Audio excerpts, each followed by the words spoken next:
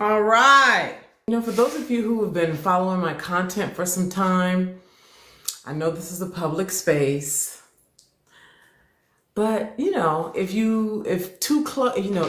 actually talking on the phone feels like too much, like too intense, so here's my intent for today. One, to be open to more two-way, okay? So answering questions, conversational. So get present about some real things going on in your life, and we'll see who wants to bring something that's like the real deal. Like, Lord knows, folks oh God. So that, and then also to get into, I really want to inspire you to know that you can change your life like that with a decision.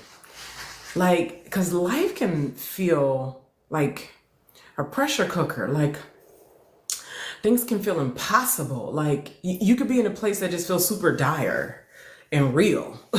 Whatever that is. Money is not, money is nice to have, but it's not, folks is feeling this with money and without money. So I'm just talking about an emotionally dire state where it feels pressurized, like too much, like you're going to lose your mind, or you feel like you have lost your mind. And for those of you who may be in a situation like that, to know that you can, with a decision just like that, you can make a decision just like that and change your mind. And that puts you on and then one of the ways I'd like to move you, inspire you to take whatever action you are called to take is to revisit a conversation that I had on Saturday that I brought forth to TikTok yesterday about the accumulation of fear-based decisions, like compound interest, for those of you who understand how compound interest works. It's not today's money that you invest. It's not what it does in 2 weeks. It's not what it does for you and returns to you in 6 months or even a year or even 3 years, 5 years. It's what it looks like after 7 years, 10 years. It accumulates, it compounds. And so similarly, with making fear-based decisions, thoughtless-based decisions, small-based decisions, going for what you think you can get versus going for what you really want, like that. And making those kind of decisions month after month, year after year, and then reinforcing it with your own story. So reinforcing it is like, well, because I can't afford it. Reinforcing it is like, because this economy. Reinforcing it is like, because the kids. Reinforcing it is like, because these jobs, because nobody's hiring, because shit is too expensive, because I don't like my voice.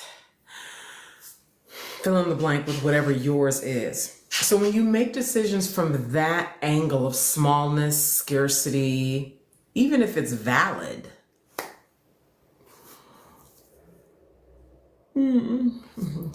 I apologize to have to break it to you, even if it's valid, because maybe the truth is, God damn it, these prices are, the kids are still in elementary. Oh, because I sent out 200 resumes and nobody's called me.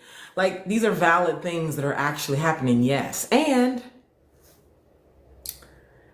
as many humans haven't yet figured out is that life is a serious project. Like, real life, your everyday life is a serious project.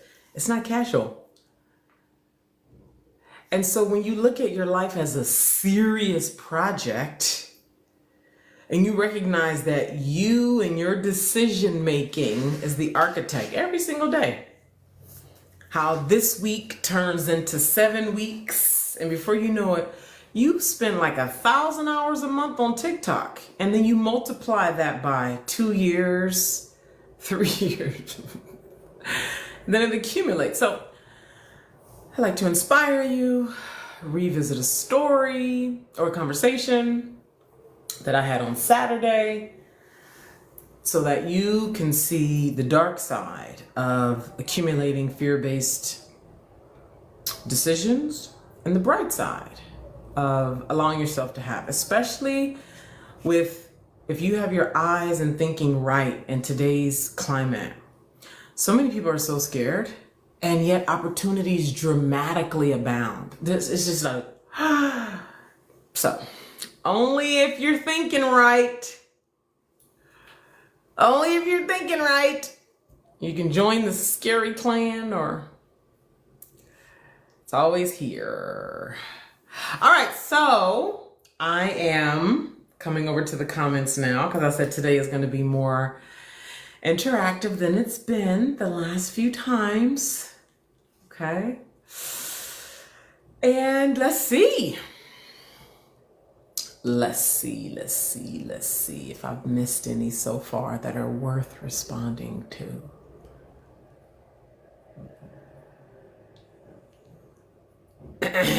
You know, I actually like this idea of receiving money. How do I set up? I should have put my Cash App on here. That's what I should have put, huh?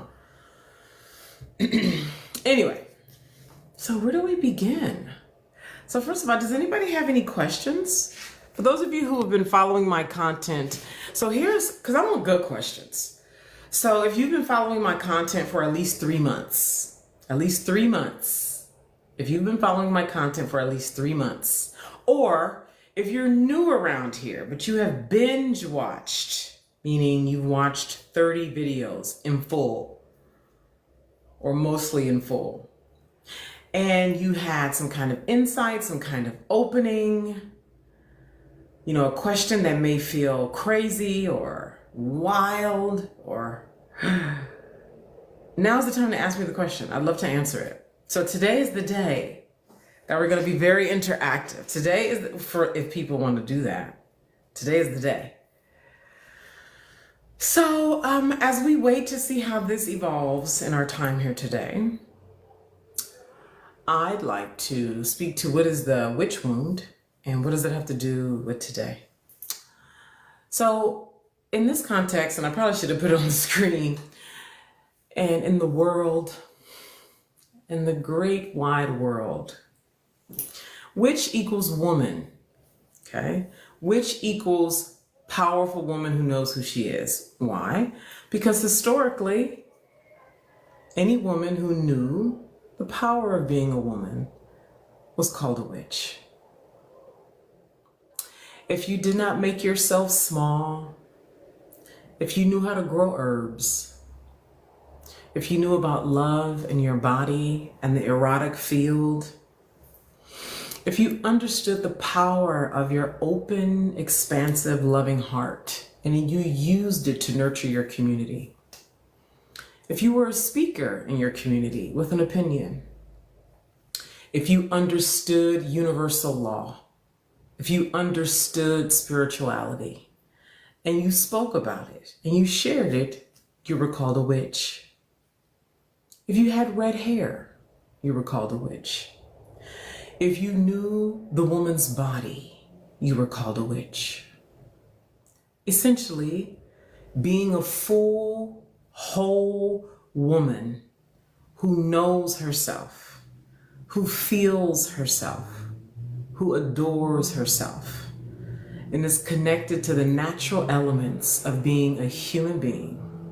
If you knew this, you were considered a witch. So, to be a woman and powerful is to be a witch by society's standards. Okay? So, when I say heal your witch wound, I mean everything about you that is actually you that you push down. Everything that is actually you that you push down. Your voice, what you really think, what you know, what you really feel, that you have suppressed. Maybe you started at 5 years old. Maybe you started at 7 because you were embodied and you loved to dance. And your uncle says something to you like, "Stop moving like that." So you learn how to shrink yourself. And now you're 28, 38, 48, 58 years old, tense and tight in your body, afraid to move freely and be alive in your body as a woman, because why are you moving like that? You knew things at 4, 5, 6 that children ain't supposed to know that. You knew how to interpret your mother's dreams. You knew things the adults didn't know. You made them uncomfortable because so much of them have repressed themselves. And so you, at 4, 5, 6, maybe 10, 11, 12, you started repressing yourself. And so now today, anytime anybody asks you a pointed woman question, your answer is, I don't know. I don't know. I don't know. You know, I need to go meditate on it. When you were 4, did you say, I need to go meditate? When you were 6, 7, 8, 9, 10, when you were activated in your body, awake, zero shame, did you need to go pray and meditate and think about it and think yourself out of your embodiment? No. You knew. Yes or no? So I want to say this to all the women right now listening to my voice. Every single woman. I don't care how much of a skank she is. I don't care how much of an ain't shit bitch she is. I don't care how much of a narcissistic mother she is. I don't care how much money she got, how good she is, how modest and Christian-like she is, how up, down, rich, poor, low, high, good, bad she is. Every single woman on this earth knows. She may not admit that she knows. She may not act like she knows, but she always knows. And the degree to which you buy her lies, the degree to which you buy her lies when she says, I don't know, when you ask her a pointed, intuitive question, I don't know, you know, let me think about that. I don't know, girl, I don't know. The degree to which you buy it is the degree to which she will not respect you. Because you don't see her. And oftentimes it's because you're not seeing yourself. So when I say heal your witch wound, I mean return to the truth of who you are and live her out loud. In your body, expressive, awake, knowing, answering questions like that versus, I need to go think about it. Such the normal state for women today. Think themselves, let me go think about it. And all she goes is thinks herself out of what she already know. Is anybody here guilty? You just think yourself out of what you, yes, no, anybody? And then she accumulates those, let me think about it. Not making pointed decisions. Before you know it, she's a bitter grandma.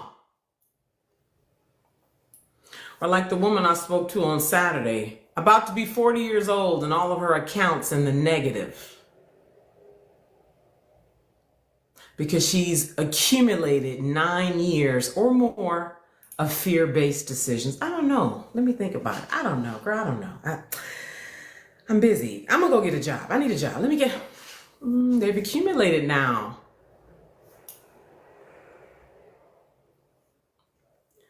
How many of you are now in love with pain?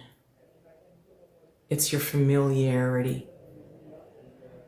You would hyperventilate if things got too good for too long. You would find a way to destroy bounties of pleasure if it was too much. Would you like to keep it like that? Because you can.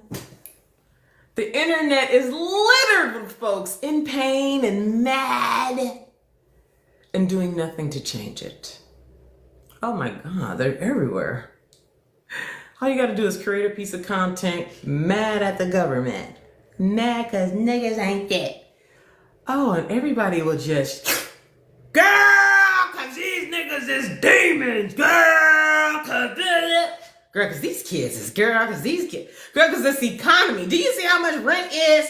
Girl, cause, ooh, see, cause the benevolent entities, bitch, cause, who here has had enough?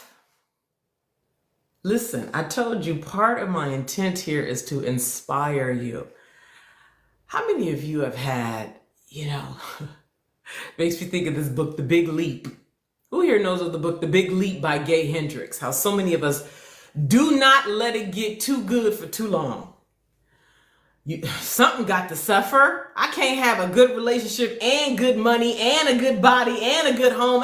God damn it, the world is suffering. I need to suffer some too. Anybody here guilty of that? Just guilty that things are so good? So you need to kill something. You got to fuck up something with the money.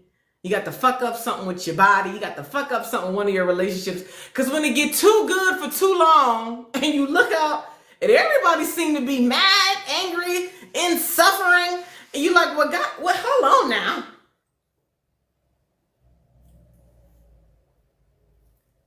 Remember how good it can be?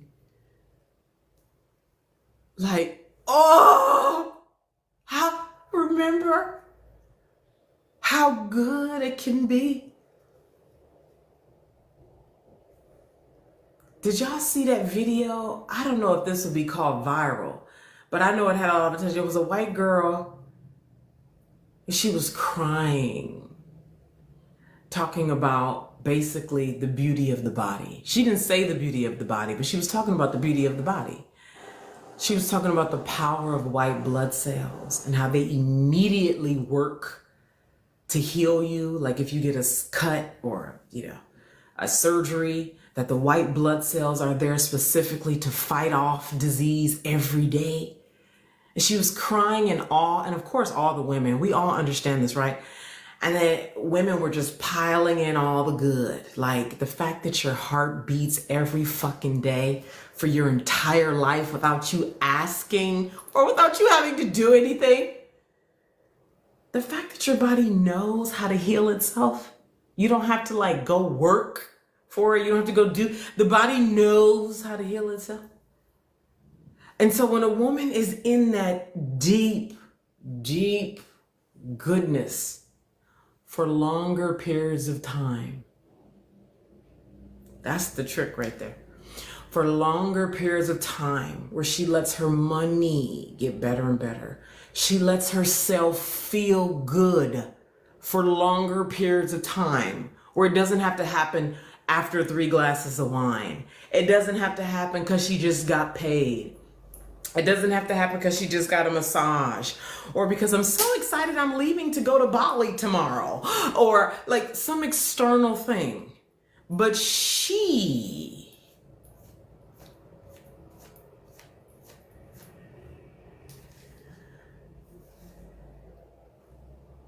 just feels good. And what it takes to live in that state.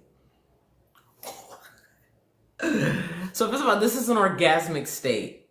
This is an orgasmic state. Let me come to the comments.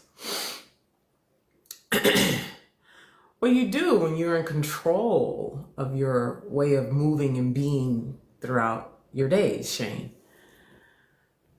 Before I go on, thank you for all the gifts. I saw them. I didn't see who. I did see Jennifer's. Thank you very much. Thank you for sharing the live. What makes you feel naive? Earth, earth, earth, earth, earth, earth, earth, earth, earth, earth, earth, earth. Instead of peaceful. What makes you feel naive? Any other questions before I go on? You're welcome, Destiny. You're welcome. You're welcome. Hey, Grace. And that's another thing. It's time. Yeah. More grace. So I'm recommending the book, The Big Leap by Gay Hendricks, just FYI. If you know you need to break through an upper limit problem and you do not want Heal Your Witch Wound, which you can get right now at the link in my bio, and I'm going to give you Heal Sex Shame only while I'm live when you sign up for Heal Your Witch Wound. But if you know you don't want to heal your witch wound, but you need to break through an upper limit, meaning you don't let it be good all the time, you know that you sabotage things, whatever the thing is, your body, your money, the goodness, relationships, get The Big Leap by Gay Hendricks. You can find it on Amazon. It's last time I checked, it had an orange cover. So it's a bright orange. And again, the name of the book, The Big Leap by Gay, G-A-Y, Gay Hendricks. Okay? It's all about breaking through your upper limit. Essentially, how much good you allow to sustain in your life. Okay? The bliss of no problems. Is that what you heard? Is that what you're hearing as I'm talking here? No problems? And maybe you mean that at a higher level. Or even if something feels like a problem, you don't label it a problem. Is that what you mean? Because I know there's multiple ways to hear me, so I want to acknowledge that. So I don't see any questions, but just know you can put questions here, okay? So I feel like a female Noah. Now, I take the Bible a la carte. I appreciate the wisdom that can be found in different stories in the Bible, particularly the Noah and the Ark story. So in summary, and if I'm not saying it exactly the way you understand it, pardon me, but the story essentially is that a storm was coming. Noah got the spiritual knowing, insight, communication from God that a storm was coming. And he went to tell the people, look, a storm is coming. So he started building this construction for everybody and the animals to come inside of this structure. And folks was like, what? What? Boy, bye. Essentially, boy, bye. The sun is out. Don't you see? We're prosperous. Can't you see that? Clearly, fool. Yeah. So he just kept on building because he just could not do it. I'm curious, anybody here have something that they are called to do that they can't not do? My God. Particularly if you are chosen, you can't not do it. You tried to not do it. You broke out, you got sick, you became a demon because you didn't do the thing that you were uniquely born to do. Somebody said, tell the truth. What is it? Stand up for others? How so? Tell me specifically. I want you to come alive when you share it here because you're so specific, pointed, and precise in your language. Earth, Jennifer, Ira. Dig deeper and tell us. I want you to feel electricity running through you when you answer. You want to be alive or no? Because AI about to conquer. Folks gonna lose their mind.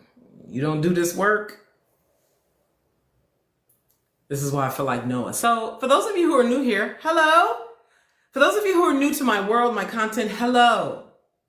My name is Naima. I have been on these internets. The name has changed from Beyonce's internet to Twitter's internet to Rihanna's internet.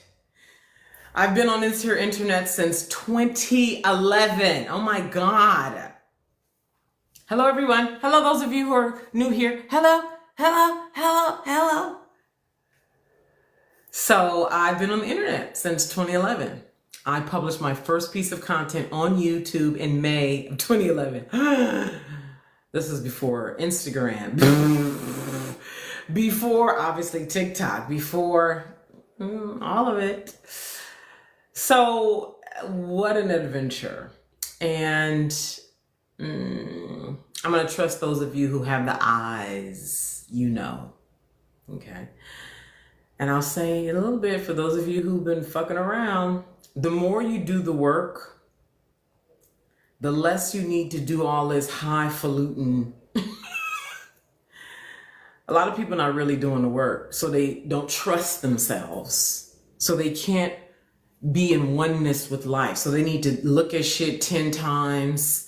They constantly tell me, I'm trying to figure out, I'm trying to discern, because they're not really doing the work. When you really do the work, which happens in the material world, which you make them those decisions that are anti-fear-based, your self-trust, your muscle develops in the real world. Most folks just ain't doing it. So I just share that with you as an addendum, okay? Anyway, so even coming into the space in 2011, I didn't come in thinking like, oh, I want to coach. I didn't even know there was a coaching industry. Came in, found out, oh my God, you can get paid to do this? I wasn't even thinking about it from a business perspective. I found out about Tony Robbins and all the old white-haired white men.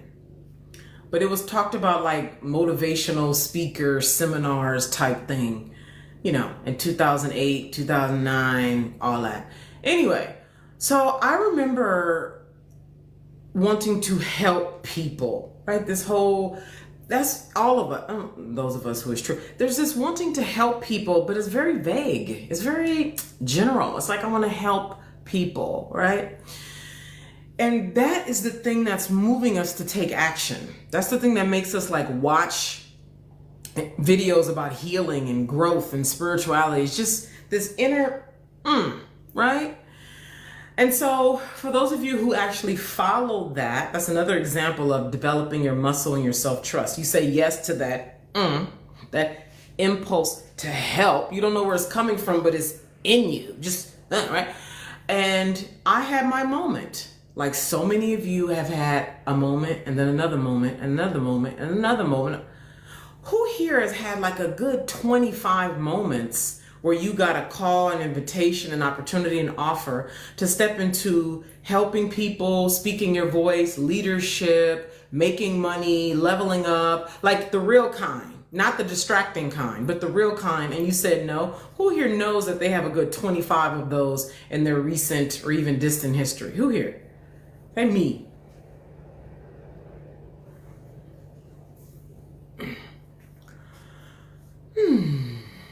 Expose the dark truths of humanity that they'd rather bury in order to free us from our own chains. Beautiful. You know how many people would love that?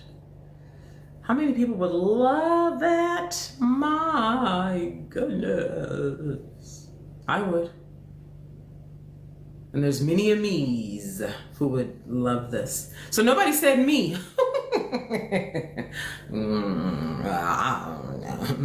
How about 5? Who knows they have a good 5 opportunities that they've ignored? I don't like my voice. I don't feel like it. Now's not the time. I don't like my weight. Can I handle that? Can I keep up with that? Do I have the power for that? Am I good enough for that? What about the kids? Well, I got to finish this first. I got to lose weight while I'm married. Well, if I do that, that's going to happen. I don't know. It's too unknown. It's unfamiliar. I don't have a degree. Am I good enough? Am I qualified? So those have accumulated for many of you. Yes? 1 person. Okay, 2. It's just, okay? So in my phase, so I had my own, but I would say yes more often than not. I have not been yes every single time, but particularly in the pivotal moments. This is what I want to get at right here. This is the part that I want to bring home. This part is really important, people. Lean in. Lean in. Because the direction of humanity is unlike anything you, your parents, your grandparents, great-grandparents have ever experienced. I don't know if you guys are aware of Google VEO3 or whatever it's called. I don't know. I have been behind the scenes going deeper into this AI stuff. Most things, and this is all subjective because you never know how, most things, lots of things are going to be unreal on the internet, but it's going to look very real. Have y'all seen Google's V3 that released within the last week? These videos look like people. Now you can see a tinge of flaw, but we already know that's going to get better, and it's going to get better fast. For those of you who don't do the real world work where you follow the hunch, because the hunch for you is your blueprint. You know that. The hunch for you is your blueprint. When you constantly say no to your blueprint, you keep yourself underdeveloped and weak spiritually, weak in your self-trust, weak in your creative abilities. So then what happens is you build up a whole inner world of distrust. You build up a whole inner world of doubt and waiting and scared, and like you are at the effect of life. Look what's happening, the economy, because you built up a whole inner world of distrust because you haven't said yes, because you let fear win more often than not. So here's what I want to get at. I remember I found out about the industry of coaching by a freckle-faced redhead chick named Katie Freiling in San Diego in summer of 2011. I started putting out content in May, not even knowing about coaching, not knowing about business, nothing. It was just me responding to that. Okay. So let's start there. How many of you have ignored that? You haven't really done it. You've been waiting and thinking and watching other people, and okay, we'll see, and not now, and I have kids and I can't afford it, and I don't like my voice and what I'm gonna say, and who gonna buy that, and who am I, and I don't have a degree, and I don't like how I look, and I need to lose weight, and like all of that is keeping yourself weakened. You develop an inner state of distrust. You don't trust your own decision making. You don't trust your own sight. You don't trust your own, that in you that even makes you want to help people, want to create a coaching package, want to speak, want to be seen. Every month for 10 fucking years, you've been like, no, no, no, no. Imagine if you worked out for 10 years on your body. What do you think your body would look like after 10 years if you were working out regularly? Your biceps, your ass, for 10 years, what do you imagine your body would look like? Tell me in the comments, what would your body look like if for 10 years you were working out?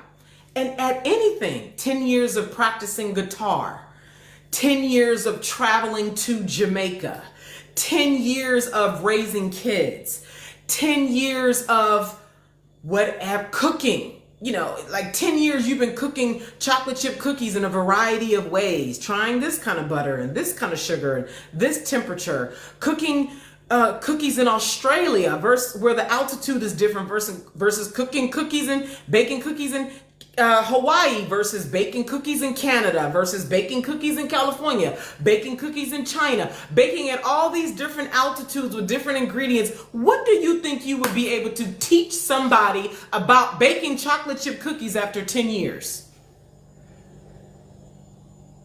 Do you think you would have a high value ebook, regular book, workshop class, ebook, regular book, workshop class where you could teach some stuff about some chocolate chip cookies, about guitar, about the clarinet, about ballet, about gardening, about coaching, about healing?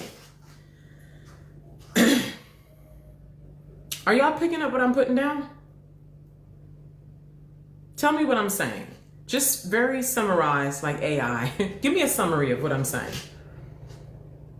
Who sees where I'm going with this?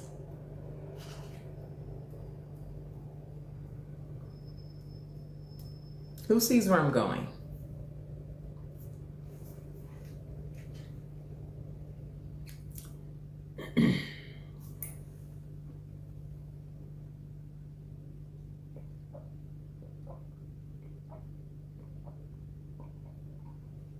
I remember you, Jennifer. Hi.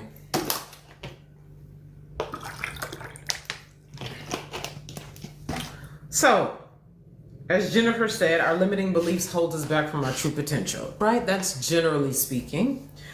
So I wanted to position the result of consistent action in the area of our passion over time. Yes, right? So you're going to have a masterclass. Somebody, who was that? Lady B said masterclass. I would have a masterclass, right? So now imagine alternatively, for 10 years, you live in fear. I'm not doing that. I don't like my voice. I'm not smart enough. I'm not pretty. I don't have time. I need to get 3 more certificates first. I need to research first. I got kids. What if somebody judged me? I don't want my family to find out. What my kids gonna think? Ooh.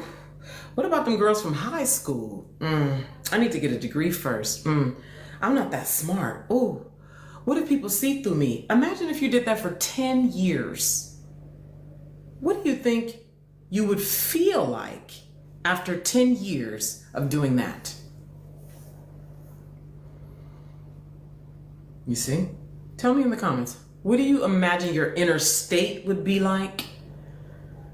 What your belief and confidence would be like, your self-perception would be like, your self-trust would be like. Imagine if for 10 years, I can't, I don't have time, I'm scared, I'm scared.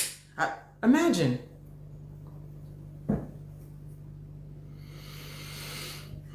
Rather accomplished and fulfilled. Maybe that's not referring to the question I just asked. So what would that be like? What would that be like?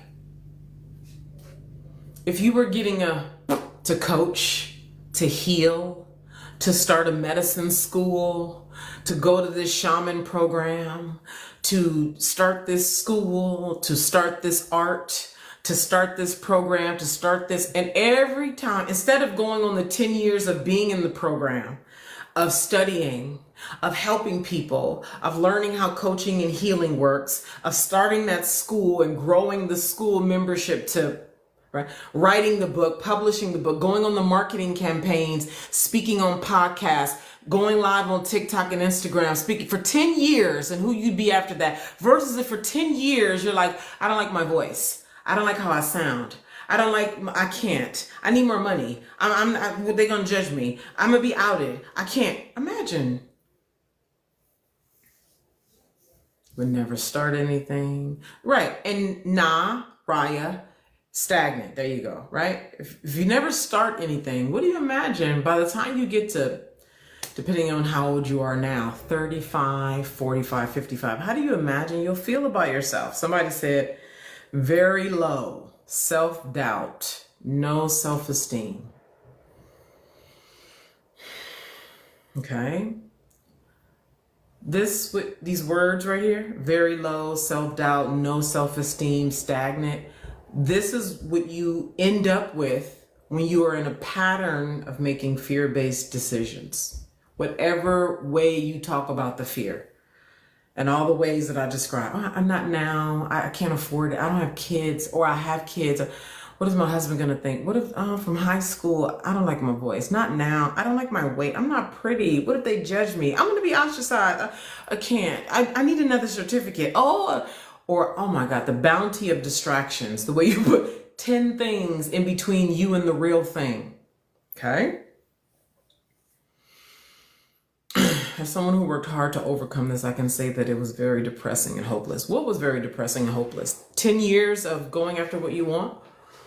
Or the process? Because the process can be, and oftentimes very is painful, when you are going after what you actually want.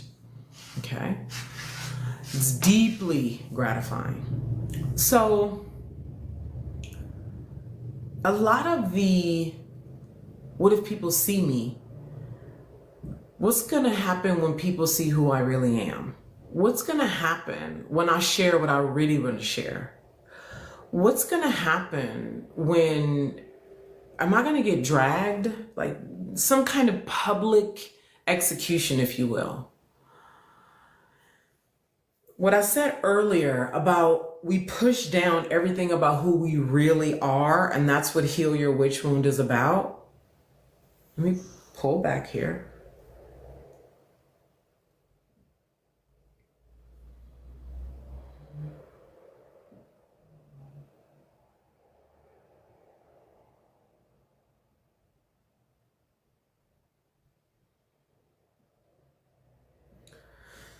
just want to pause to give y'all a chance to really be present and to breathe around what I'm saying, okay? Because it's a lot.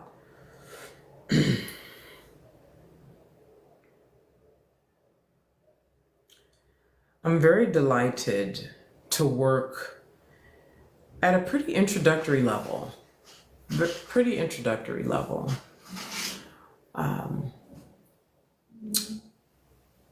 Before I go on. So heal your witch wound, you can do that by yourself. Okay, you buy it, it comes to your inbox immediately, and you dive in. And there's an exercise in there helping you begin to uncover and then to make peace with your taboo, repressed self. Everything that has you overeating, okay? So pushing down sort of an anxious state. So you eat to like scratch an itch that's unable to be scratched. Drinking, over drinking. The hyper avoidance of being seen. Because when people see you, what will happen? Okay? And then all the pain associated with constantly hiding. Okay? There's a deeper aspect of you that you are afraid of people seeing.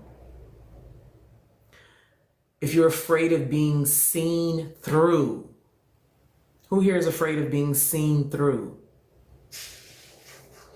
Who is afraid of somebody seeing your blind spot in your content?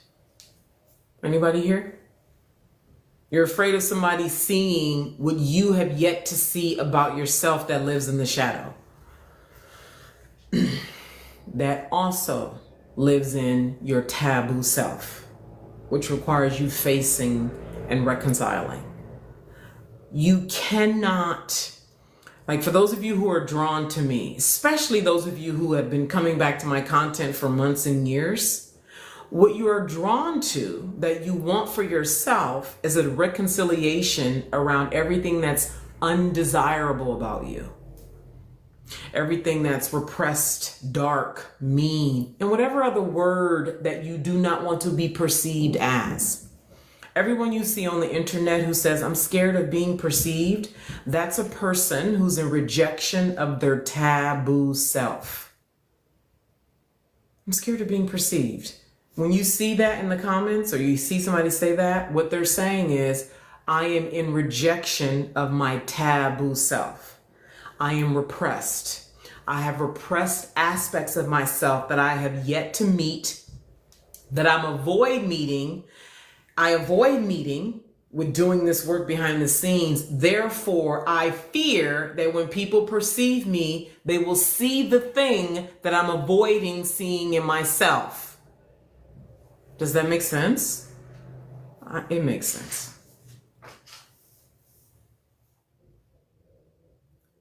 With what I just said, do you see how highly important it is for you to directly face the undesirable, taboo aspects of yourself so you can find laughter and harmony with them so that you are lightened and confident to now come out on the internet without worried about being seen and judged and ridiculed and ostracized and seen through and rejected? Do you now see how important, how much of a game changer that would be if you quietly face the undesirable taboo aspects of yourself?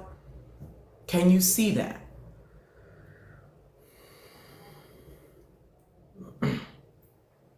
I feel like I just said that more clearly than I have in a while. Was that clear? Or is it kind of hard to accept as true? Well, I know, but I still don't want to. I don't know. Y'all tell me.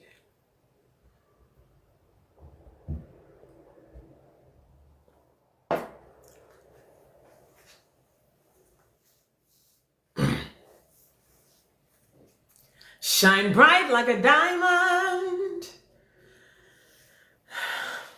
And so I'll answer the young lady here who said, yes, clear, but I don't want to. That's the thing. You really don't have to. That's the damn is that because you don't have to, and y'all can call that free will or whatever you want to. That's a whole other conversation about, is free will even real?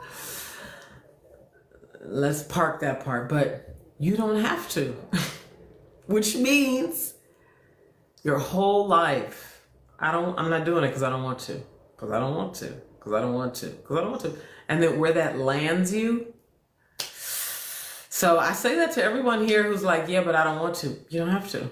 So it's sort of like you meet those mothers and grandmothers and great grandmothers who weren't willing to do certain things, and then they sit with you and have a very sober conversation, and you look at them and you see their life, whatever their life is, and oftentimes it's not the life that they prefer, it's the life they settle for because they weren't willing to do the thing.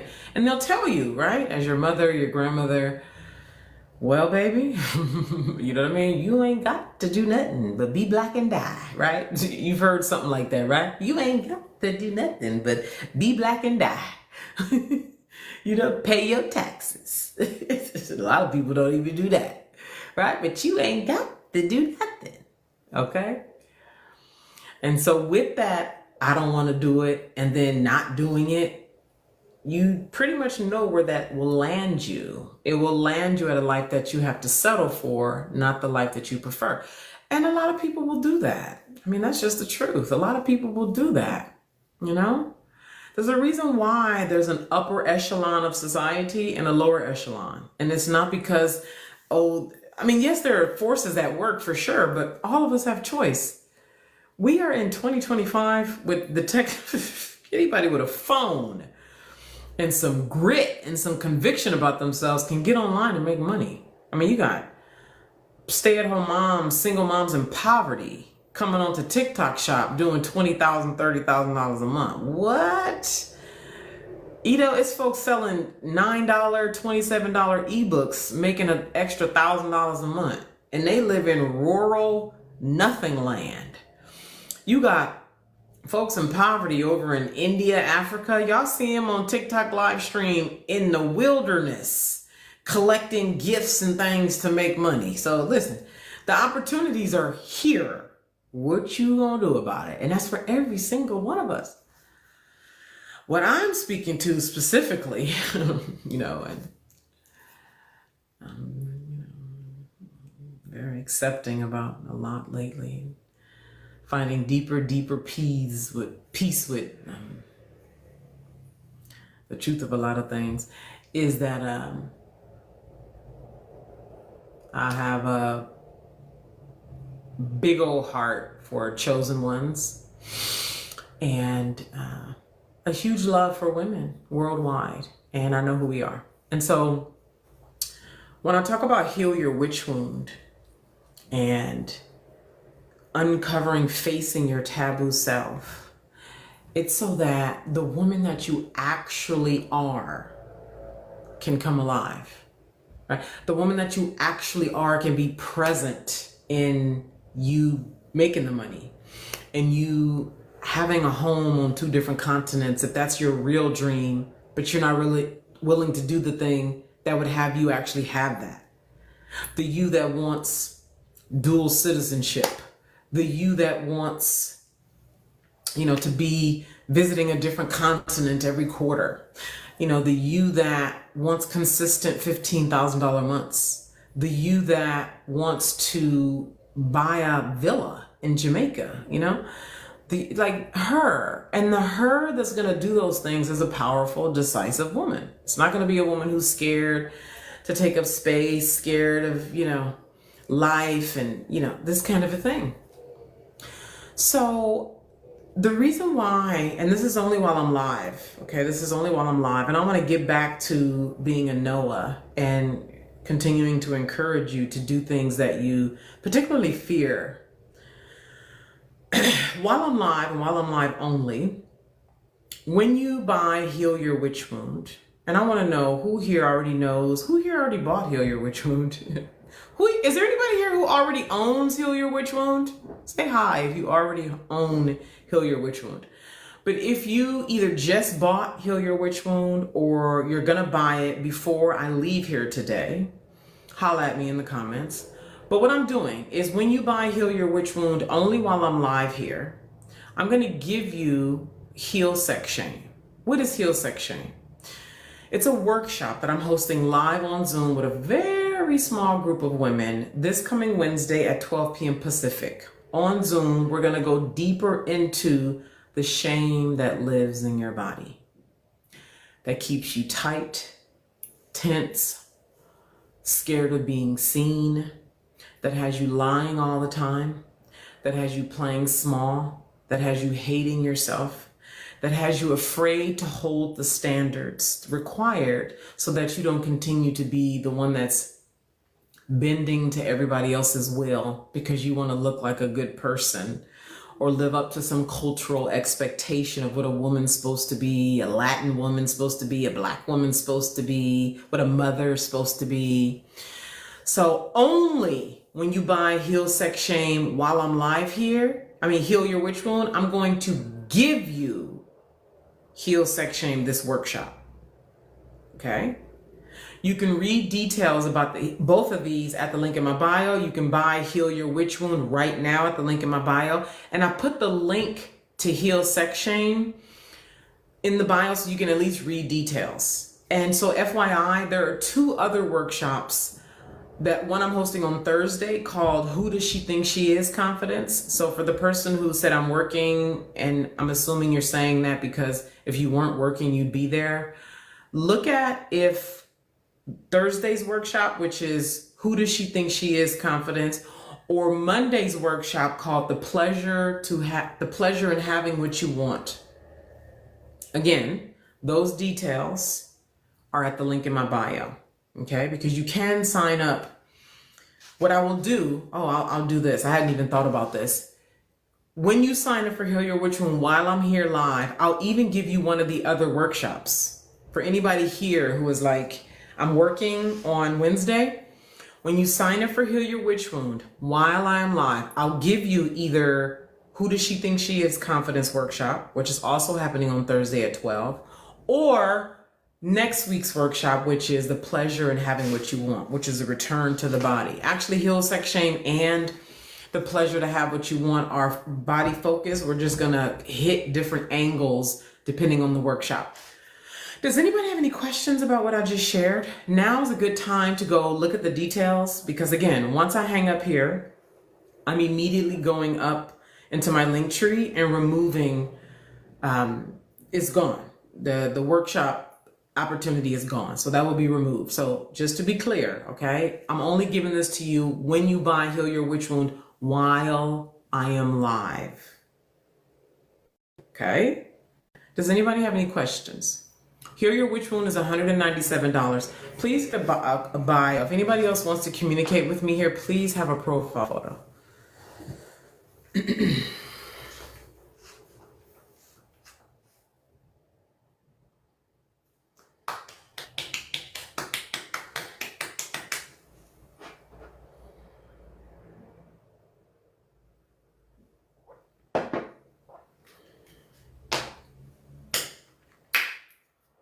Okie dokie.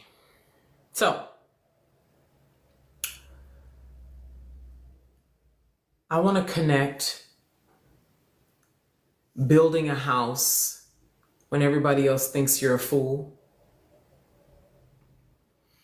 and connecting that to the timeline that you set yourself up for when you constantly make fear-based decisions, even if it's disguised as, well, now's not the time. I have kids. Well, I need to finish these things first. I need to go get another certificate first.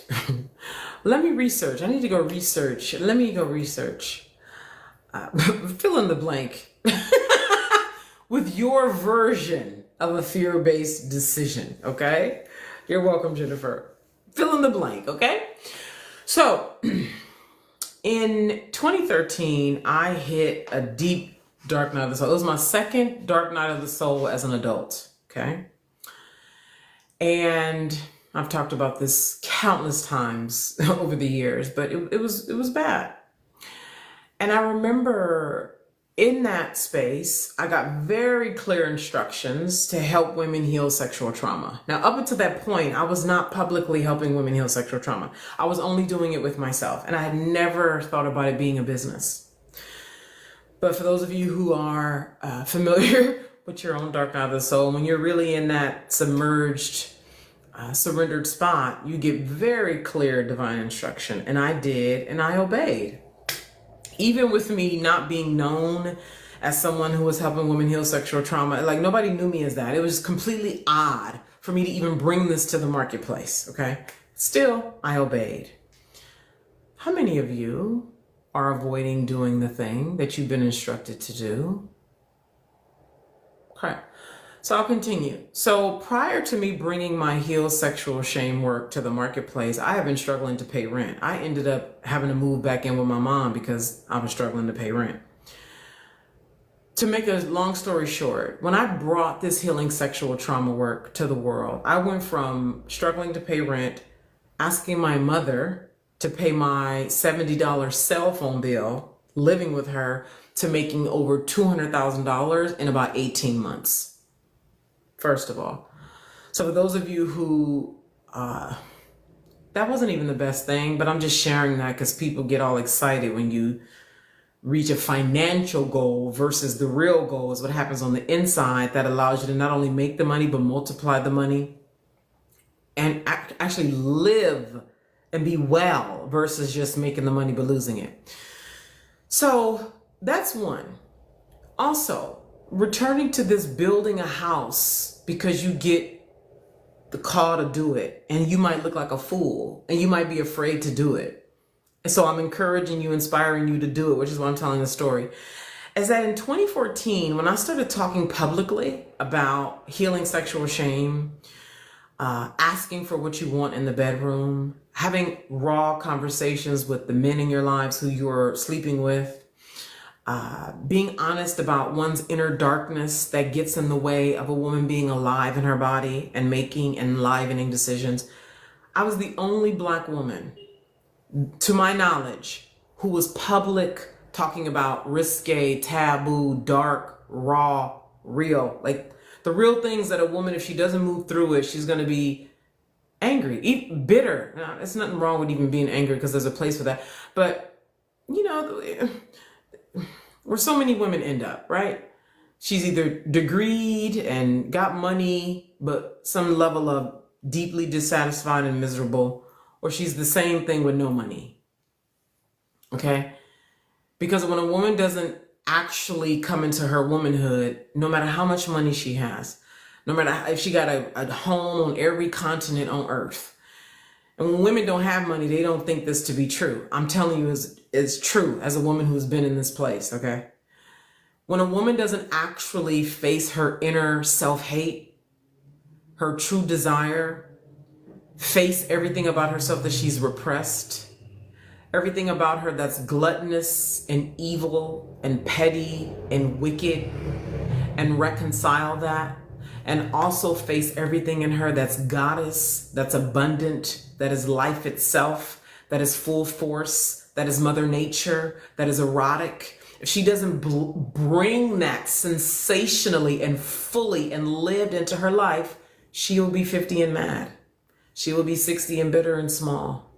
And she will live accordingly.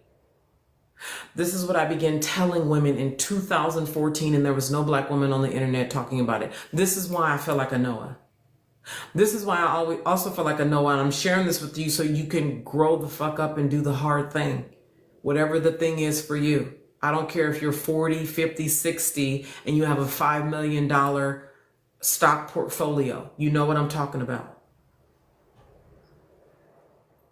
So that was 2014. I reached a whole new level of success in coaching.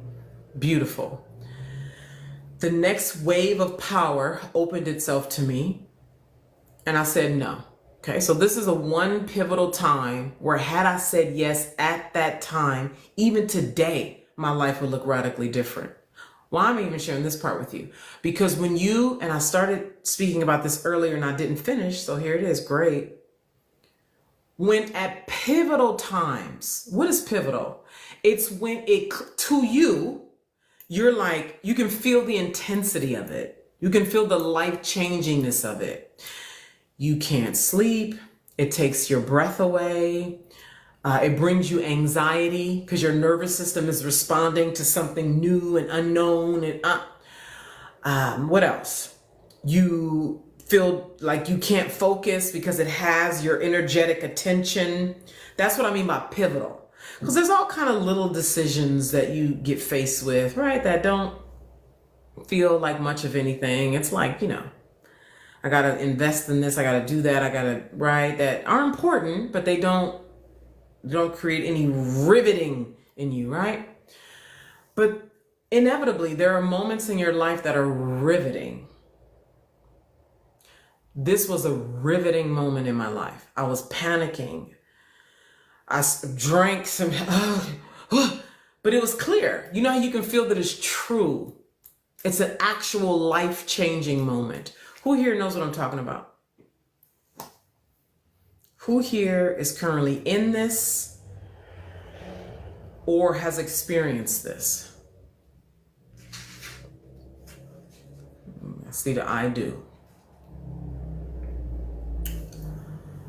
When you are in the middle of pivotal decisions, this is why I'm emphasizing and even sharing this part right here.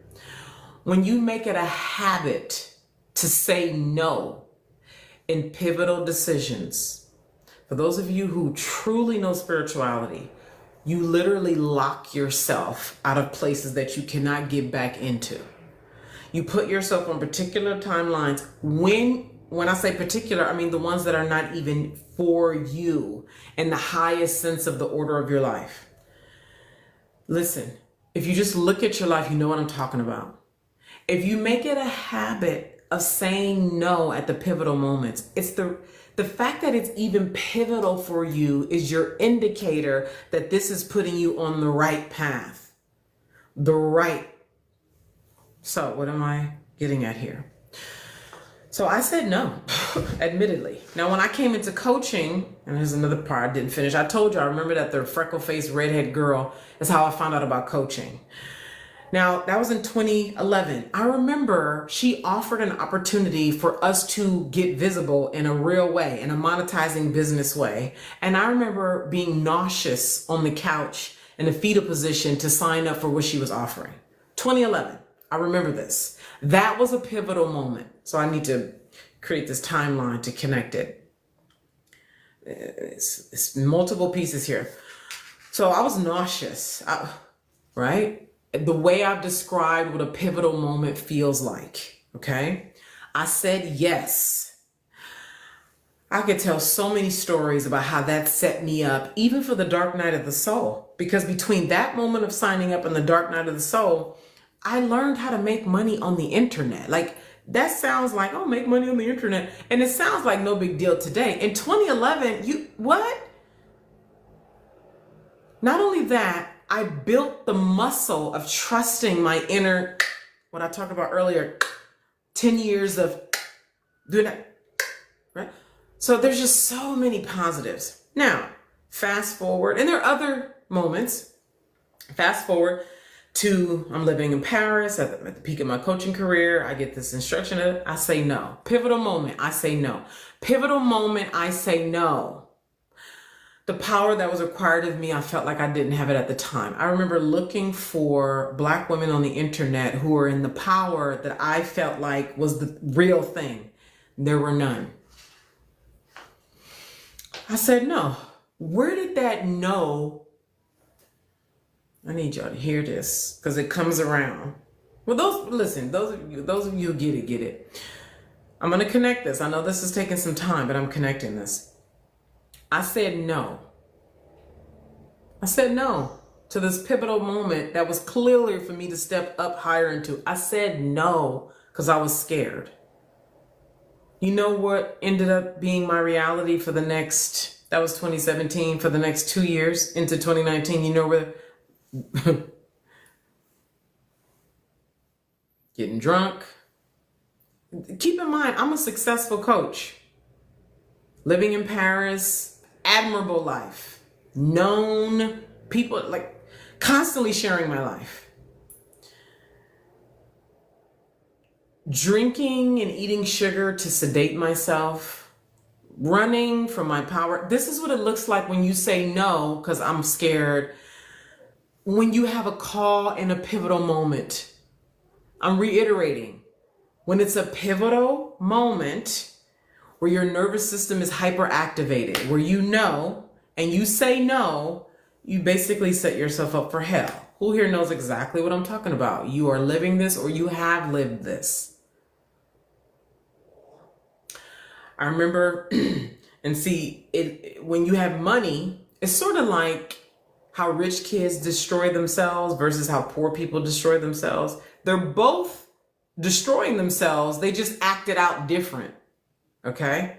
So what do folks with money do in destroying themselves? They buy a lot of drugs oftentimes. Okay. Because they can afford it. When you poor and ain't got no money, you might be drinking MD-40, doing other shit that don't require money. But because I had money, I was a 7-figure coach at this time. Because I had money, I could look like I was winning. So I'd be in some village in Italy, then I'd be in Bali, then I'd be in London, then I'd be, and you know what I was doing? Drinking myself to sleep, just getting drunk. I remember being in Bali, walking down, I can't remember that main street, but that main street that intersects with Monkey Forest Road, for those of you who are familiar with Bali, and being on this street, and I remember there being some stairs, and there was this girl walking with 2 guys. And at this time I was inhaling hand sanitizer to just knock my brain somewhere else other than the real world. So I would literally buy hand sanitizer, rub it, and just to knock my brain off, just get, You see, this is what happens when you say no in pivotal moments. Powerful being, chosen being, and you say no to that divine instruction to elevate. This is serious. This is not science fiction movie. This is real. How you go from this level of success to inhaling sand? How you go from 7 figures, living in Paris, living a good life, to inhaling hand sanitizer and starting fights with chicks on the street? This is the hell you sign up for when you say no in the most pivotal moments. Why am I sharing this? Who right now is in a pivotal moment that it's time for you to say yes to and you're ready to say yes? Who here? Tell me in the comments. This is not for this might be one person here. You see,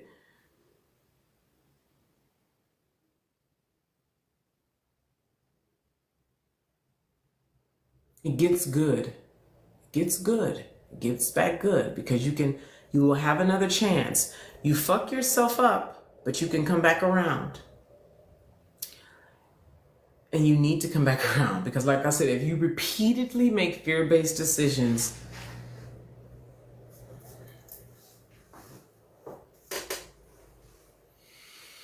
you will be a demon. You'll be horrible. You'll die in these hovering spirits. Y'all talk about these hovering spirits. Then people who didn't do what they were assigned to do. Okay? They didn't complete. So, I remember walking this girl. She was walking with these 2 guys. And I remember deliberately getting close to her on the steps. Like I'm walking that way. She's walking this way. I remember deliberately getting close to her so I could do like that. Just because I was just mad every day, just mad, angry, in a rage. Because I knew I was running, hiding, scared of my power, scared of showing up in a bigger way. Scared of being seen in this new way. Because I already was seen. I was regularly creating content. By this time I had a podcast, everything. So don't think that just because you get visible that that's it. You will be called to a higher level. And another one. And another one. So eventually I got dragged and I found my way back. Not because I was just like, okay, now's the time. It was because I got dragged down, right? So for those of you who have found yourself in the hospital, diseases, sick, I ended up with anemia, an emergency, all kind of shit, right? So that's what you sign up for when you say no in pivotal moments. So maybe you want that. Maybe that's part of your quiet kink, is to be sick and be forced. You know, maybe, okay? So in this low place of going through a whole medical procedure, and now it's just like, okay, so what you gonna do? Like, it's right here. And it ain't no way in the world that you can actually go back to acting like you about to run, okay? And so I got back out there and started talking about the thing that I was, so, and this is 2019, end of 2019. The end of 2019, I started talking about the thing that I was scared to talk about in 2017. So I had 2 years of self-destruction, of running, of trying to knock myself out. I remember seriously contemplating suicide again. Fucking wild. This is why I can deal with my clients. This is how I know. This is part of what qualifies me. This is part of what makes my arc real, solid, stable, honest, rooted in the real world, with high level order on it. So I started sharing in 2019 the thing that I had been scared to bring forth in 2017. And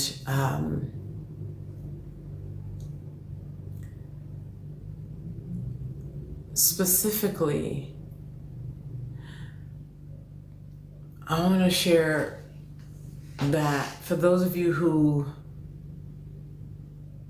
to bring forth the thing you really want to bring forth feels heavy for you, because that's what it felt like for me. So I want to speak to that real, it feels heavy. You feel like a fool. Nobody wants it. Nobody's going to listen. How do you even organize what exactly you're going to say, kind of thing? Anybody in that place right now? And if so, what is the thing that you want to talk about? Tell me specifically in the comments. No vagueness. Tell me specifically, exactly. Specifically, exactly. Specifically, exactly. Otherwise, don't answer. What specifically, exactly do you want to talk about that would have you look like a fool? That's heavy. That would expose your background, expose you, expose your family. What is it? I'm being sent back my abusive parents. What do you mean? What do you mean there? Thank you for sharing the live.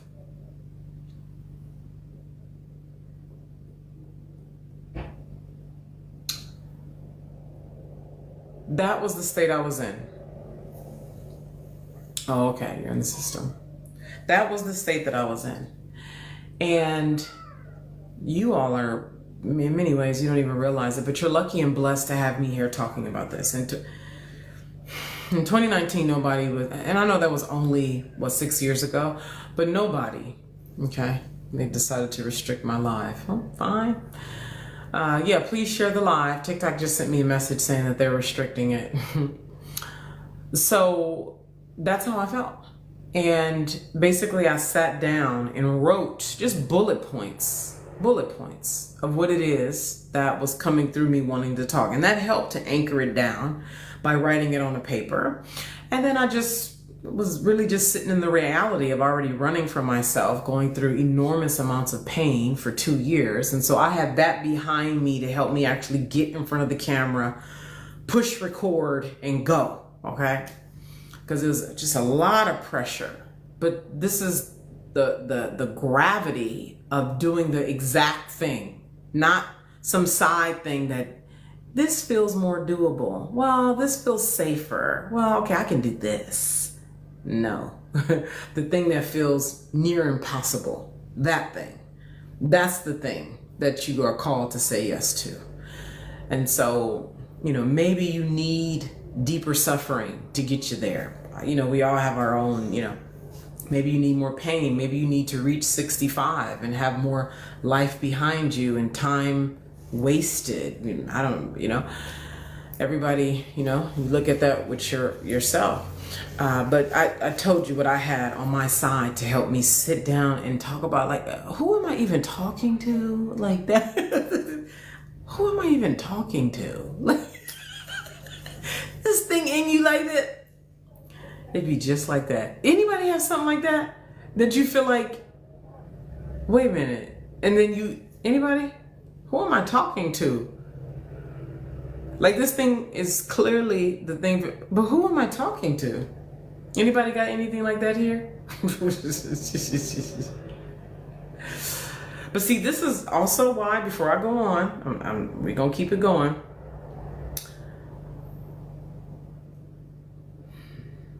Why it literally is literally, this is not like life-changing, literally life-changing when you talk about the thing that nobody else is talking about, because there are lots of people dealing with that, but they're all scared to talk about it. And when you come forward, because I'm telling you, when I started talking about it consistently, people showed up. No, it took time. It took time. Because when you're talking about something really real, there's a reason why, just like how you run and hide from it, everybody else too. So what it took for you to get there is going to take them whatever it's going to take for them to get there. Yeah, it's real. So it's a long-term game. All right. Anyway, so I want to emphasize that it literally is life-changing for you and for other people, for you to say yes to the thing that feels impossible for you to bring forward. And it really is super niche. Oftentimes, I don't know what your thing is. Like, dark truths is not super niche, but depends on which ones you want to get into, right? Are they ones that nobody else is talking about? Or are they ones others have talked about, but they talk about it differently, right? Or from the limited male perspective, or right? That's something else. So that was 2019. What also happened in 2019 is I remember being in Bali, walking down, I remember walking down Monkey Forest Road, and I started stumping. There was part of me that was like bothered because it's like I wanted to call down an answer, call down what, and I remember I was I know people thought I was crazy, because on the one hand I'm running and hiding, and then I'm drinking and doing all kind of weird shit, and I'm an American, and now I'm stumping, trying to call down an answer from the spirit realm, right? And I remember hearing, just wait. I heard it clear. Just wait. Just wait, just wait, just wait, just wait. I want to say this was about May, June, somewhere around there. 2019. And then boom. We all know what happened in 2020, right? George Floyd hit, COVID hit, the shit's hit, right? And then when that hit, the door, did anybody feel the door open after COVID, after George Floyd happened? It was like,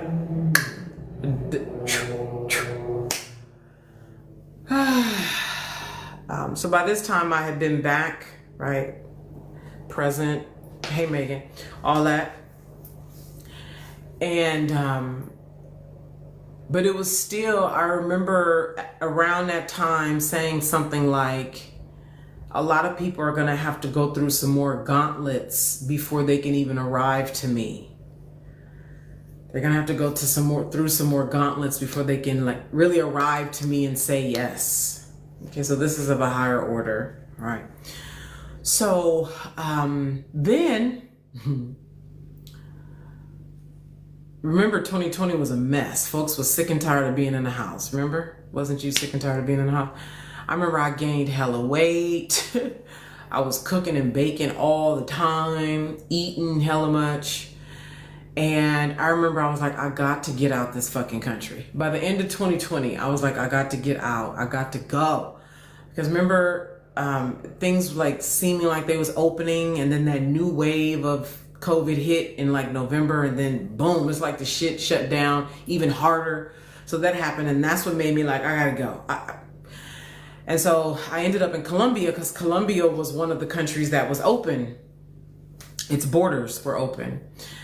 And I remember, here it is again, I'm telling you, pivotal moments. You're gonna repeatedly get pivotal moments.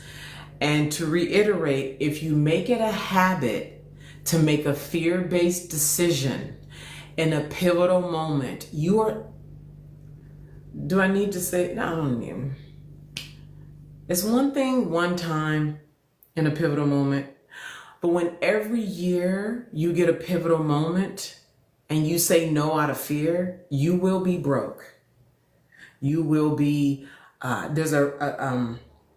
you'll be evil. You'll have a level of rage in you. You will be a fucking mess, no matter your age. When you make a habit,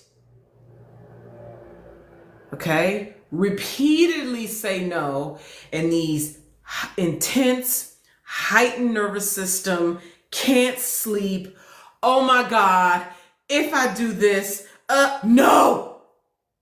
You make a habit out of saying no there, you have been told, okay? So boom, here we are again. I'm like, I gotta get out this country. I go to Colombia. I'm in Colombia for 6 months. And I remember it was, again, clear, because we always get a clear, this is how beautiful and privileged we are to be in touch, okay? Spiritually. Arrogant witch. Like, it was time for me to come out and elevate at a new level. And I had what so many women have. They're going to call me arrogant. How many people here fear being called arrogant? How many people here fear being called a witch? How many people have feared people thinking you better than them? And that actually stopped you from doing your higher order work. Are they going to call me, I'm too much, I think I'm all that, I'm better than them. People going to want to tear me down. They're going to want to destroy me. Boom, boom, boom, boom, boom. And then you pull back.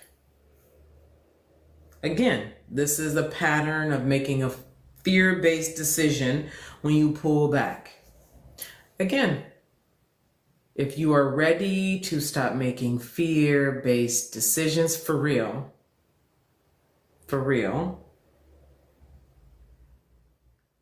I have an exercise inside of Heal Your Witch Wound that's going to help you begin to reconcile your taboo self. The part of you that you do not want people to see you as this. I don't want people to see me as that. I don't want people to know this. As long as you got that going on, your high order work, your transformational work, your planetary work, your healing work, your high level work, your life-changing work, you will never do it at the level, the frequency level, the confidence level, the power level that you are called to do it at. As long as you are like, I don't want people to see me as that. I don't want people to see me as that. I don't want to look like I want it all. I don't want to look hungry. I don't want to look mean. I don't want to look like I'm all that. I don't want people to call me arrogant and see me as arrogant. Whatever yours is, fill in the blank. What's yours? I don't want people to see me as a wicked white bitch. What's yours? I don't want to be seen as racist. I don't want to be seen as evil. I don't want people to find out that I actually was a racist and I fixed it, but I'm not sure how much I fixed it and then my racism comes out. All of that will keep you out of your high order work. All of that. Heal your witch wound, which is essentially you reconciling all of who you are, the good and the bad, the high and the low, the dark and the light. The parts of you that are greedy, because you've let yourself be starved for the last 20 years living in a fear-based state. So now you're starving for pleasure, for money, for help, for play, for abundance, attention, having things your way, having people and things and circumstances bend to your will. You're starving for that because you have chronically said no for the last 20 years. No, I can't because I gotta be a good woman, because good women are modest, because good women give to others first, because good women sacrifice themselves no matter what, whatever's yours. Okay? So I'm in Colombia. I'm to be in Colombia for 6 months. Arrogant Witch was born. Arrogant Witch was an entirely alchemical play. Anybody here familiar with my Arrogant Witch season? Anybody here? Era, my Arrogant Witch era. I birthed a season on YouTube that was called Arrogant Witch. Oh, pussy wide open. You got to own all of who you are. If you're scared of people seeing you as that, give it up. Go get you a little job to pay your rent. Go. I want to check in with y'all. How y'all doing?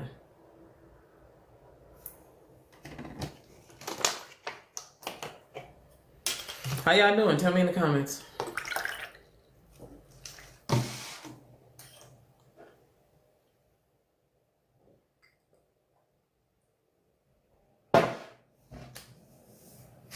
I want some air.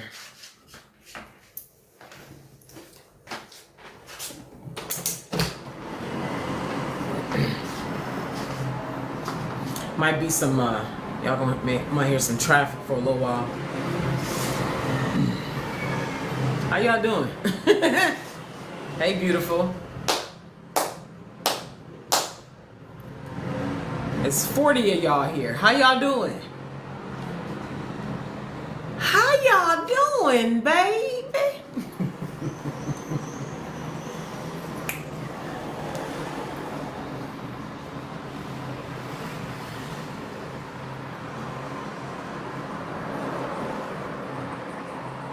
Oh. Bye, Lady B. Oh, you joining us? Hey. I guess I'll see if you did or not. Any questions about what I'm sharing thus far?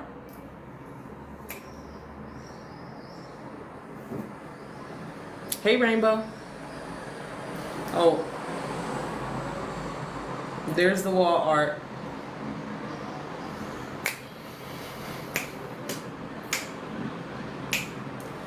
Oh, this is so good. It's time to really get back. You know my content can get heavy. It's time to get back. I'm liking this. I'm liking this.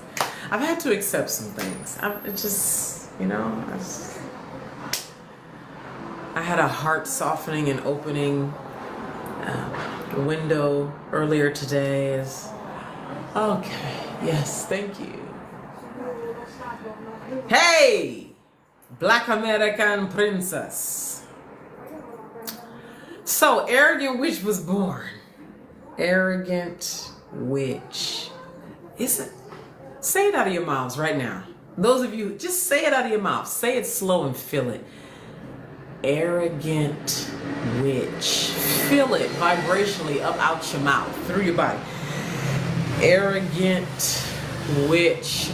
The work you do with me is alchemical. The work you're going to do in Heal Your Witch Wound is alchemical. The work you're going to do in this workshop with me on Wednesday or Thursday or Monday is alchemical. Say it out your mouth. Arrogant Witch. How you feel? Who did it and how you feel when you said it? Tell me in the comments.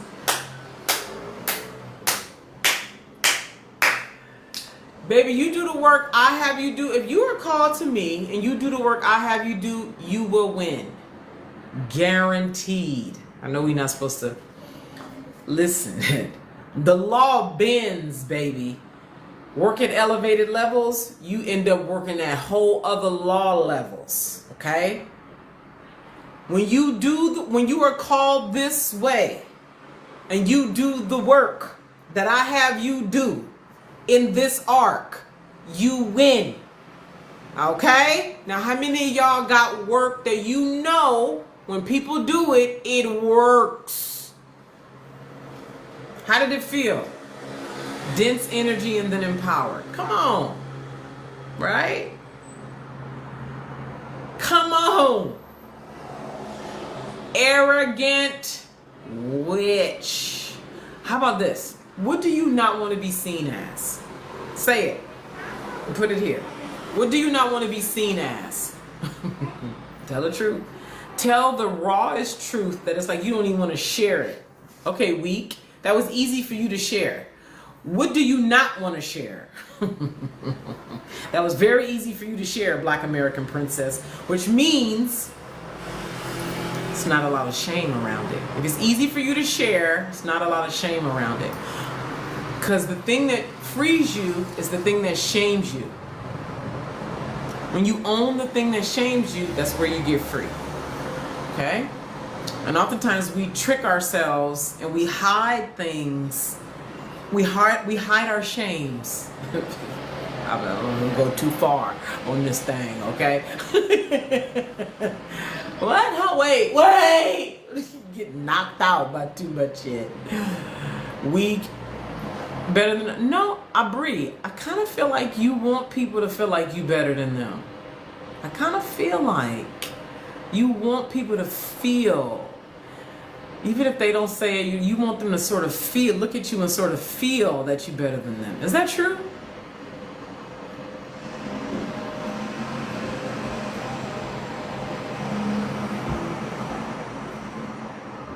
All right, I'll continue. So anyway, I birthed an era, an alchemical era called Arrogant Witch. I remember doing a video at the mall. I was in Medellin, Colombia. I did a video at the mall saying Arrogant Witch is coming on YouTube. And I did this because I had been called arrogant up to that point. And I was scared that with me coming out with this new level of visibility in 2022, me coming out with this new level of powerful, authentic visibility at this new level, that people were going to call me arrogant and that people were going to call me a witch. So what I did was I alchemically owned it, not just privately, but publicly. This is why so often in many of my workshops is I have my women declare the thing, whatever the thing is, and then bring it to the world stage. You own it, okay? So for, I don't even remember how long, it might have been 4 months or so, the videos are still live on my YouTube channel. I went live talking about all the aspects of being an embodied, powerful, visible, authentic woman. Now those words are kind of corny, I know, because everybody, I want to be my authentic self. Well, your authentic self is greedy. There's an aspect of your authentic self that's greedy. There's an aspect of your authentic self that doesn't like to be clean. There's an aspect of your authentic, motherfucker be talking this authentic self as if your authentic self is just this benevolent, kind thing. So this era, it was all meant to have me get into regularly being front facing, and this is essentially for those of you who are called to be front facing on the world stage, creating content in whatever way, a podcast, a YouTube channel, and you don't want to create one video and then run and hide, one podcast episode and then dissect the thing 20,000 different ways and then remove it. You want to either every day, every week, whatever the frequency, put out transformational, dark content, raw content, healing content, messaging around herbs, around the body, around shame, around death, around power, around sex, around eroticism, around childbirth, around family, around history, around racism, around oppression. But you want to do it from the high order level. Anybody here called to that level of power and visibility? Anybody here? Let me know in the comments. Or do you know you came out of your mama's vagina to live in fear? You was born to live in fear and small. You was born to be scared and stay there.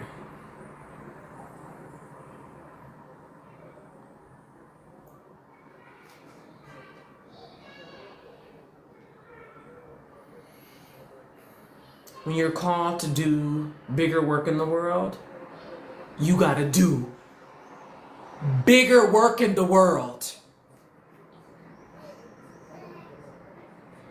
Say it out of your mouth right now. When you are called to do bigger work in the world, you are required to do bigger work in the world. Risky, big, outside of the norm. Otherwise, sit down and sign up for pointless hell. Go get your little job, go pay your little rent, just go sit down somewhere.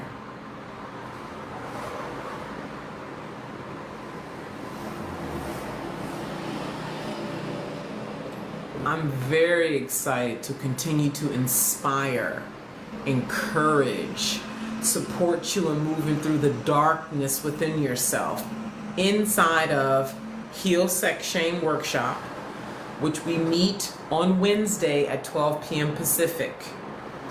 You will get Heal Sex Shame when you buy Heal Your Witch Wound only while we are live here. Once I hang up, this is not available together. Again, when you buy Heal Your Witch Wound while I am live here, at the link in my bio, you can sign up. Heal Your Witch Wound is $197. This workshop is $175, but I'm going to give you this $175 workshop when you sign up for Heal Your Witch Wound, which is $197. Okay?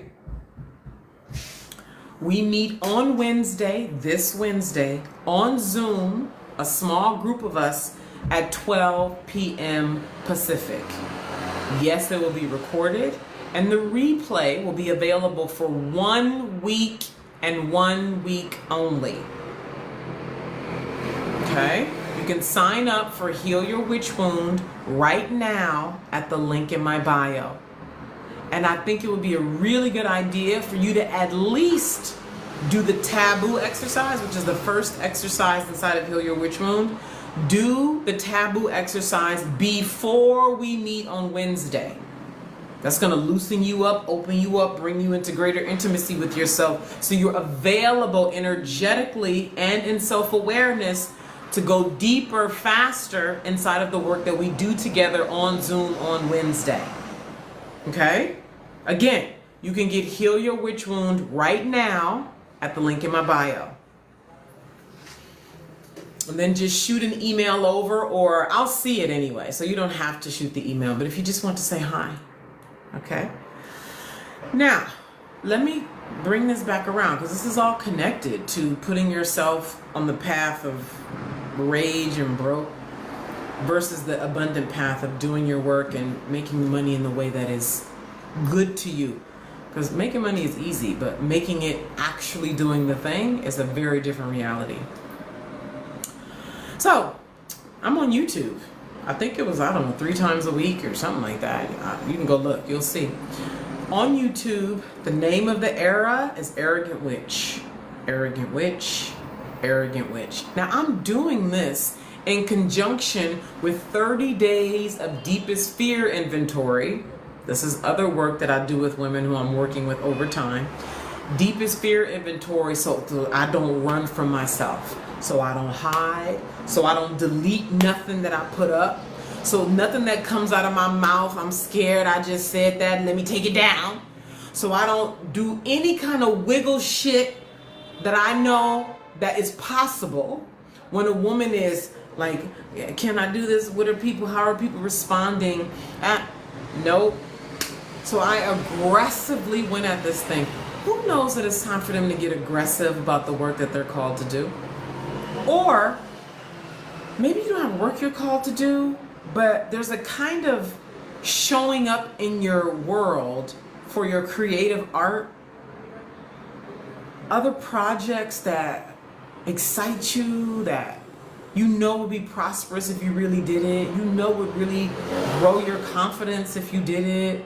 Who here knows that it's time for them to corner themselves and really get aggressive with this? Who here knows that? Let me know in the comments.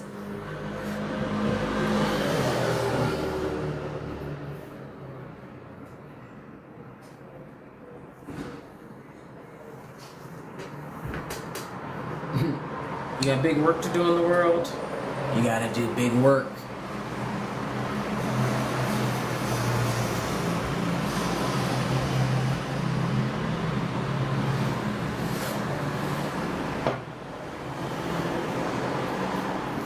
The future belongs to those who own it. The rest of y'all sit down and watch. Be mad. Be afraid. Be up 3 o'clock in the morning, high anxiety on TikTok because you don't want to do it because you're scared. That's hell. That's what, okay? All right, so let's keep it moving. So I did that for however long I did that. And I did that until I felt complete. Why am I sharing this? This is not a one-time thing.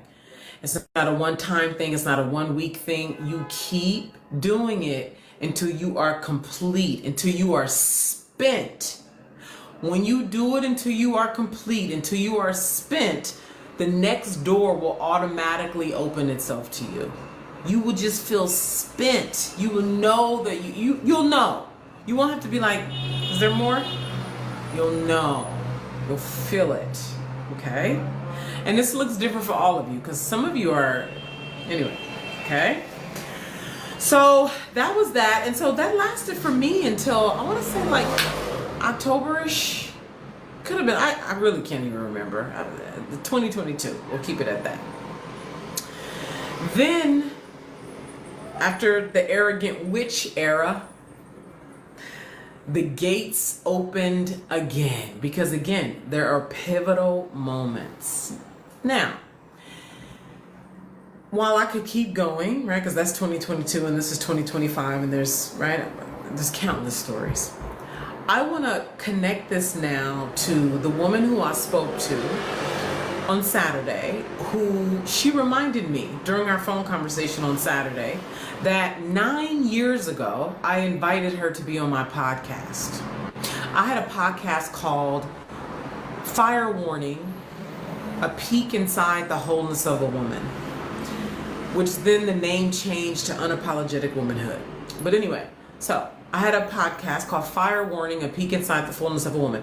This was birthed during my heel sex shame days. I was a master sex shame healer. I still am. I just don't market myself as that.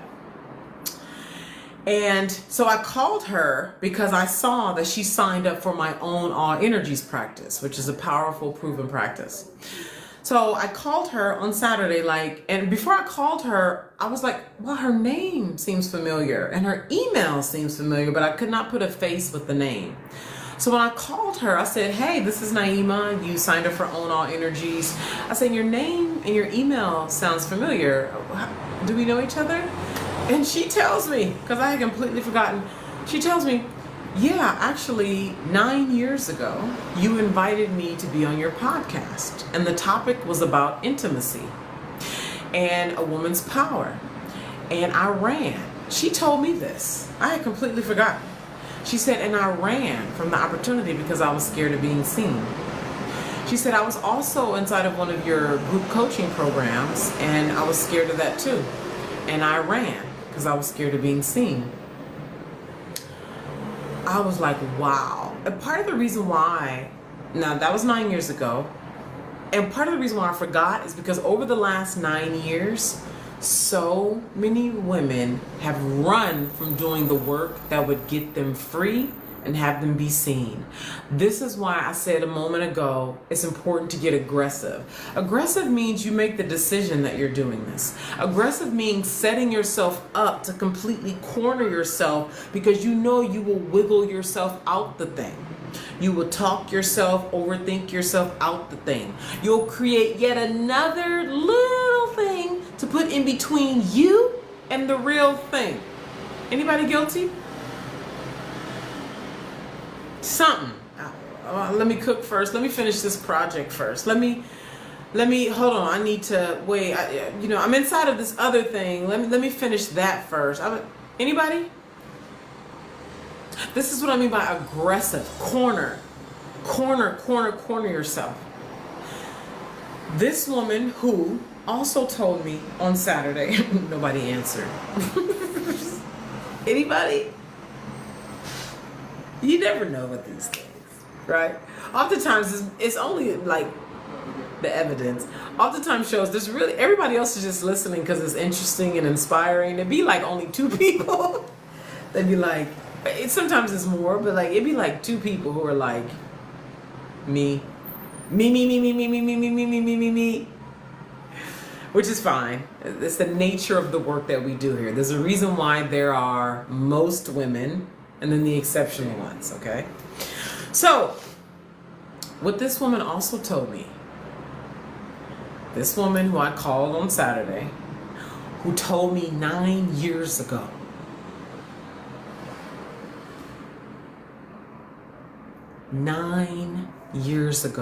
I invited her to be interviewed on my podcast.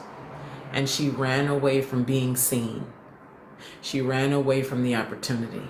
She made up a story and she just didn't show up. She didn't even message me like, sorry, I can't make it, or she just MIA. What this woman also told me is that she's about to be 40. All of her bank accounts and credit cards are in the negative. And she self-destructs a lot. For 9 years, she's been making fear-based decisions. Because I'm scared. Because I'm scared of this. Because I'm scared. Because I'm scared of. And when you're in the middle of making a decision from a fear-based place, it feels like safe to be like, I'm not because I'm scared, right? The fear is enough to make you like, I can't, I'm afraid. I'm scared. So that feels valid enough for you. So you don't do the thing because I'm scared. So year one, I'm scared. Now she's about to be 40 and she said it was 9 years ago that this happened. That means she was about 30. Okay? So at 30, I'm scared. 31. I'm scared. I'm not doing it because I'm scared. Because I'm afraid. Girl, I'm scared. My anxiety. 32 years old because I'm scared. 33 because I'm scared. I don't want to be seen. I don't want to be seen. I'm scared of being seen. I'm scared of being perceived. 34. Scared. I'm scared of being seen. 37 now. 34, 35, 36, 37 years old. I'm scared. I'm scared of being perceived. I'm scared of being judged. That's what she said. Scared of being judged. She said she was at the grocery store and somebody at the grocery store has seen her in her live stream and she got scared. I'm scared. People see me. My real life, I'm scared. 38. I'm scared. I'm scared. 39. I'm scared. Now she gets on the phone with me and says, for the last 9 years, I've been scared. Now she didn't say I've been making fear-based decisions, but obviously she tells me she's just been scared. Scared of being seen. Scared of being judged. So now all of her bank accounts are negative. She got laid off because she's constantly self-destructs. So she constantly gets into things, a job, a relationship, or whatever. Remember when I told you that no matter how much money a woman has, no matter her reality, when she habitually makes fear-based decisions, 30 years old, 31 years old, 32 years old, 33 years old, 35, she habitually, I'm scared, I'm scared, I'm scared, I'm scared. She will end up being highly destructive, and she will destroy everywhere she goes, and she will be broke, and she will be in hell. No matter what. So she constantly gets fired from jobs because she doesn't really want to be there.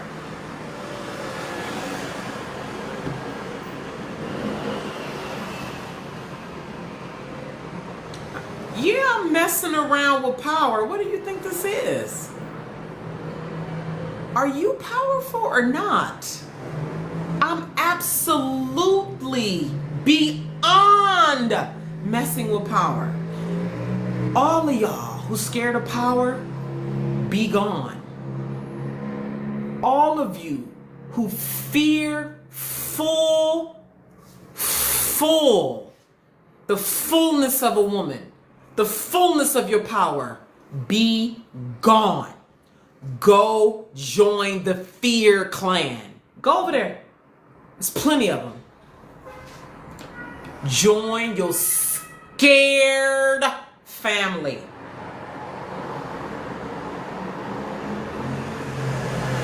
I know who I am. Don't let these people in your ear. Don't let these scary, you messing around, you late, babes. So now she about to be 40 years old. All of her accounts are negative because that's why all of us were born, to have negative accounts, scared. Is that those of you who have children, what are you teaching your child? To be scared?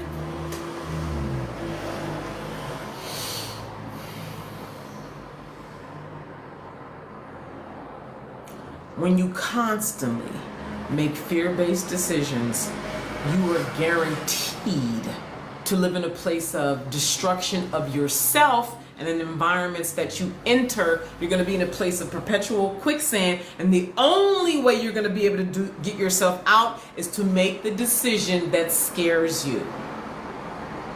So this is where the aggression becomes even more important, because what has happened now is for 9 years, for her it's 9 years, for you it could be you've been doing it for 3 years, 20 years. What has happened is you have built up a very strong fear muscle. Now your fear is so big, so powerful, and this is to tie this to what I said earlier when I was asking you, what do you think it would look like if after 10 years, whatever your gift is, your joy is, let's say your joy is baking cookies, playing a guitar, this is your gift, right? Knitting, studying Asia, gardening. And so for 10 years, you were gardening, learning all about the soil and seeds and the seasons and growing herbs. In 10 years, you were focused on that. Let's say your thing was baking cookies, and you baked cookies on different continents at different altitudes with different kinds of butter, different kinds of chocolate chips, different kinds of salts for 10 years. And imagine after 10 years of studying and being in it for real, playing with it, how masterful you would be after 10 years. Versus if for 10 years you said, no, because I'm scared. No, because they're going to judge me. No, because I'll be ostracized. No, because I don't want my family to find out about it. No, because my family will feel like I'm exposing. No, because what are my children going to think? No, because I don't like my voice. No, because I come from poverty. No, because then people will find out who I really am. No, because I don't like how I look. No, because I'm not pretty. No, because I'm scared of what's going to happen. No, because I might lose my job. No. Just imagine if for 10 years you did that and how differently your life would look. You're going to be in hell. Like someone said earlier, low self-esteem, scared, full of doubt, zero trust in your decision making. This is why I say when you're at a place where you've been making fear-based decisions for years, you got to attack that thing and let it know you are in charge, and you are in charge for the long haul. Because you can do this. You know you can do this, right? Even if it feels like ridiculous, oh my God, you can do it. You just have to attack it, corner it aggressively. This is the beginning. This is the continuation. Coming into the community is a continuation. If you got something else you're in, going deeper into that. If you're already in a community, if you're already inside of a program, if you're already inside of a relationship, go deeper. People think that when resistance rises, yeah, let me go take a break. I got so much resistance going on, let me take a break. I got so much resistance going on. Nope. Like I messaged one of my members yesterday, or this morning actually. It's when resistance is up that you dive into that thing. Because when you repeatedly train yourself that when resistance is high, you lean back, that's how you train yourself. Resistance is up, let me stop. Resistance is up, let me wait. Resistance is up, not now. Versus resistance is up, drive in. Resistance is up, push harder. Resistance is stuck, get aggressive. Resistance is stuck, go in. You see the difference? Then you train yourself, I run this. Then you become a whole other thing. Then you put yourself on a totally different timeline. Then this is where the wheat from the chaff, baby. The separation. Yeah, the separation. Hey, Veroni, the separation. Okay? So, I reiterate. If you now have the space, not, well, I gotta do this, and not now, and I wish, wow, sounds good, I want to, but I can't. No. If you have the space now to get aggressive, if you're done with waiting and another thing in the way, when you get heal your witch wound while I am here, you're gonna get heal sex shame, and we get to see each other and work together on Zoom this coming Wednesday at 12 p.m. Pacific. Okay? And also now's the really good time to ask questions because I'm getting ready to wrap up. Now, for those of you who know about timelines, you will get exactly what I'm getting ready to say. For those of you who are new to timelines, this is basically the quality of your decisions put you in the same meeting with people who make those quality of decisions. Okay? Whatever quality of decisions you make, you put yourself in line to where your normalcy and what you meet, who you meet in your life, how you see things, how you make decisions, you meet other people on that line, whichever way. So when you make more decisions that are toward power, confidence, freedom, abundance, you meet more people and you see more of life that way. So that becomes your timeline.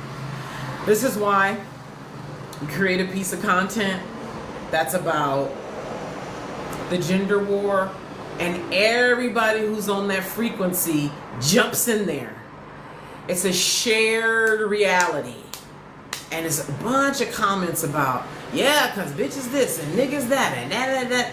It's a shared reality. Okay? Versus everybody who's focusing on more than enough, feeling good more often, praising good things, alchemizing things about themselves that they run from, being spacious to life, all the goodness. And you put out a piece of content, all the people who are on that dominant train of thought chime in, like it, DM you, share it. That's a timeline. Now, this woman who I told you about 9 years ago, she just became a new subscriber earlier this year. Okay? When I told you she signed up for Own All Energies. She had been off, right? And now she decided,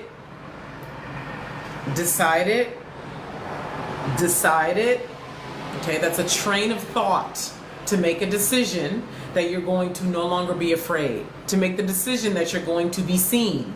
That made her subscribe for my own all energies process, which started to bring her onto the timeline of owning all energies, freedom, abundant living. And if she keeps along that path, that's going to become more of her normal, more of her timeline. But if she lets the same old fear of being seen, well, I'm scared, she puts herself back on that line. That makes sense? I know it does. I'm just pausing for a minute. In 2014, when I, for the first time, brought to the marketplace the realities of the inner world of a woman who hasn't healed sexual trauma, the evil mind, if you will, the repressed self, the split self, okay? No black woman was talking publicly about what it took to become whole again. Like, for real, for real. And it was in my dark night of the soul that I got the divine instruction to do so. And with all the story that I've shared here with you, which is the tip of the iceberg, from 2014, dark night of the soul, or even 2011, when I first found out about coaching, but see, it's been this long, and even longer. But let's say from 2013 up till now. From 2013 up till now.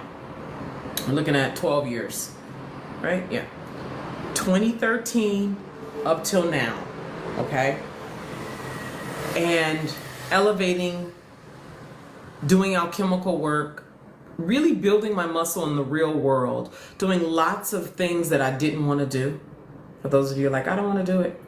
Doing lots of things for years that I didn't want to do, but I constantly got called to do it. That I could have been like, I don't want to, I don't want to. Now, I had moments of I don't want to, but it was not a pattern. Okay? So please take the wisdom here. For years, over 13 years, doing the things I don't want to do, but I constantly get called to do them. For years.